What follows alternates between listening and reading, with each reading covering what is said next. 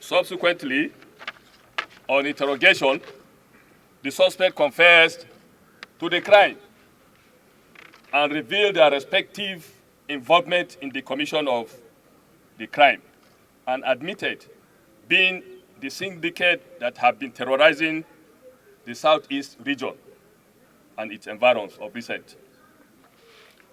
On combing their hideout, the following exhibit vehicles and rifles were recovered. We have one assault rifle loaded with 22.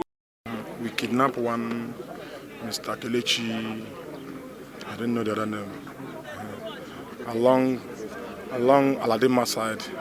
My role is that I'm their driver. The affiliation to the kidnapping issue is that my car was used in it.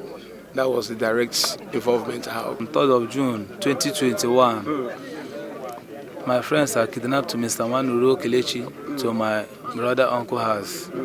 So we kept him almost 4 days to 5 days. I decided that crime doesn't pay. Crime doesn't pay. What put me for the business is condition.